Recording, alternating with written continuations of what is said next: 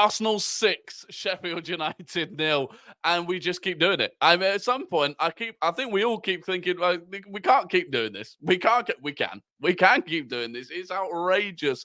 Ødegaard, Martinelli, Havertz, Rice, Ben White getting in on the action. I mean, everyone wants a goal at this point.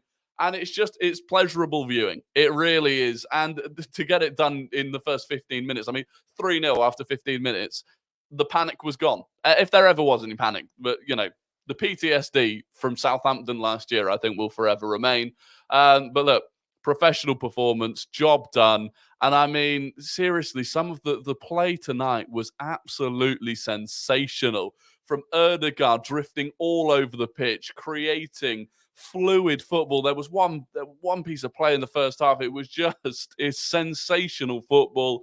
Everyone seems to be in tune with each other. This 11, the same 11 that played against Newcastle United, that's arguably not our best possible 11, but they're certainly playing like they are. And I think that's really impressive. I think what Arteta has managed to do since Dubai is unbelievably impressive. And we've just got to keep this momentum going. We've hit such a vein of form.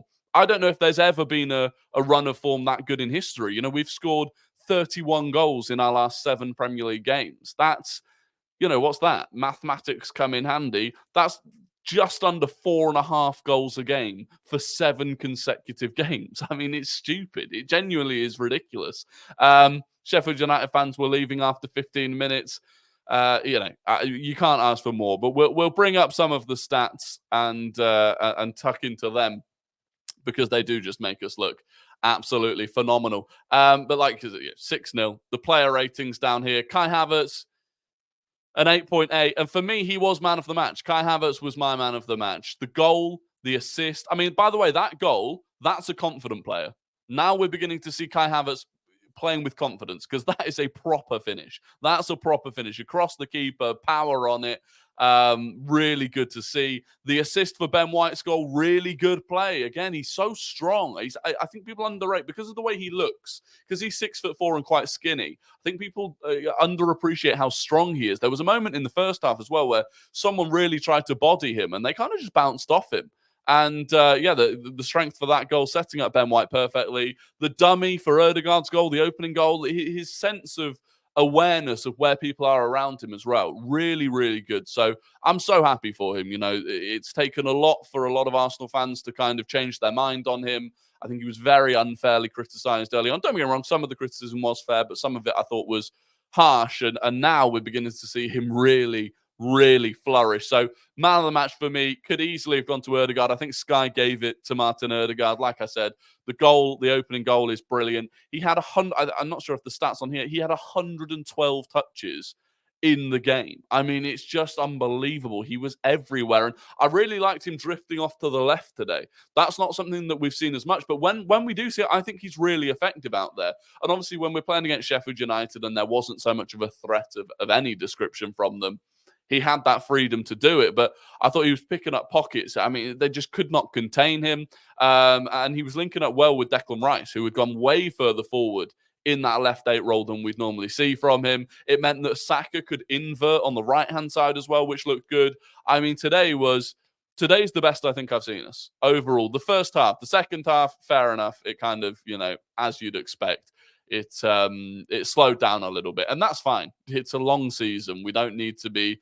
Look, 10 would have been nice. 10 would have been nice, but we don't need to be putting 10 past them. So, big performance from Ødegaard. I thought Martinelli was really good today. Relentless runner. I think for the Havertz goal, he was just battling really hard. And he was one of the players that, as a collective, I thought we never really got out of third gear, but I thought like he was really playing at kind of fifth gear. And he had a point to prove. And he got his goal as well, which I'm very happy for. Saka, again, could have got a goal in the first minute. Couple of assists, or 1 assist he's been given. But a good performance from him, as you'd expect. I mean, all round, right? Jakub Kivior really impressed me today, actually. On the overlap, in an attacking sense, I was really happy with the way that he played. But look, we can highlight everyone. Ben White got a goal, lovely goal. Again, overlapping on the attack. I thought he was really good today. I'm going to stop because I can literally just go through all of the players and say they were all brilliant. In terms of the stats, I mean, 81% possession. And that was one thing, right? In terms of the way we suffocate teams, it almost felt like bullying. the way every time, the occasion that Sheffield United did get the ball, especially in the first half, it was like we had it back within them having 2 touches of it. They couldn't string a pass together. It was just an absolute suffocation. And that must be so demoralizing to play against, because you're running and running and running, trying to get that ball back. You finally get it back and instantly, oh no, we've lost it again. We've got to start again. It's relentless. 2.25 XG, we massively overperformed on our XG today, to be fair, which makes a nice change. Restricted them to 0.23 XG, 4 shots, no shots on target, no big chance. It was a domination. It was a decimation. And I almost feel bad for the Sheffield United fans. Monday night to go there and witness that, it's tough. It is a tough one to take. In terms of the table, suddenly, look at this. 45 goal difference. We're 10 goal difference ahead of Man City and 6 ahead of Liverpool. Now, of course, you're saying, well, yeah, but you're third in the table. And you're right. We are still a point behind City and 2 points behind Liverpool. As long as we beat Brentford, we'll overtake at least one of them, potentially both of them. And this, we've scored 68 goals so far this season. That's more goals than Arsenal have ever scored in a single season at this stage of the season, which isn't bad for a team that desperately need a striker, according to everyone. We've only conceded 23, so we've scored the most in the league. We've conceded the fewest in the league. And, it's unfortunate that we're not top of the league off the back of that. I do feel like the way that we're playing, we deserve to be the team that is top of the league. And like I said, look, time next week, we may well be top of the league. And we've just got to keep it going. The next game's against Brentford this weekend. You would think with the way that we're playing, that should be a relatively simple game. Brentford are in a terrible run of form. In fact, we can quickly have a look at that now. Brentford's run of form, they beat Wolves, but other than that, they lost to Liverpool, lost to City, lost to West Ham. Draw to Chelsea, I suppose, is all right. But for us, you would think that we should be winning that quite comfortably. After that, we've then got Porto, and then it's City. So we've got Porto next Tuesday. That Chelsea game's been postponed, and so then it's City, and City's the big one. And look, players coming back to the bench, that was a big thing today. You look at the starting lineup, was brilliant, but off the bench today, Jesus actually, I thought, looked rusty. I thought Jesus looked rusty off the bench. But Partey just looks so fluid. He's so smooth. He looked really good on the ball. And that will be big for us. If he can start in the game against City, he would, in my opinion. Partey, Declan Rice should both start if possible. But it's massive to have them both coming back. And then in terms of the potential injuries to Saka and Martinelli, Mikel Arteta has said after the game that Bukayo Saka was actually feeling a bit sick. And we also have Fabio who needed to get minutes. So it was a bit of both. Saka feeling a bit... By the way, if that's Saka feeling sick the way that he played, I mean, crazy.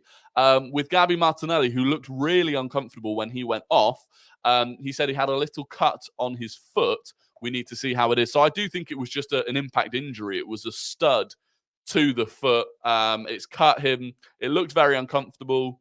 Will he be fit enough to play on Saturday against Brentford? I'm not sure. Is it Saturday or Sunday? I didn't even check that. Will he be fit to play against that? It's Saturday. It is Saturday. The evening kickoff on Saturday. Will he be fit enough for that? Not sure. If he's not, it's not the end of the world. I think Trossard can play off the left. I think Jesus could potentially play off the left. Make sure that he's fit for Porto, because I think he will be a crucial player at home against Porto, which is the more important, well, not the more important game. They're both important, but it will be the more difficult game. And so hopefully Martinelli can be back in time for that, and hopefully Saka's sickness is minor and he can shake that off. The good thing is that seemingly Saka didn't have any sort of injury. Some people were worried he had a hamstring injury, but he didn't. And so look, another job done. Happy days. We move on. Rival fans are having a bit of a meltdown. Lots of them, oh, you went from third to third. Yeah, all right. Didn't see you put in 6 past fucking Sheffield United, West Ham. I mean, look, I can understand it. I'd be hate watching another team if they were on the form that we're on. But there you go. Happy days. Come on, you Gunners. Make sure you're subscribed. Make sure you smash a like on the video if you enjoyed it. Really enjoyed doing the watch along tonight. If you tuned into that, shout out to you. We'll be back on YouTube tomorrow night, 6:30, as usual, for a live stream where we'll be talking about this and talking about the future. And until then, thank you for watching and goodbye.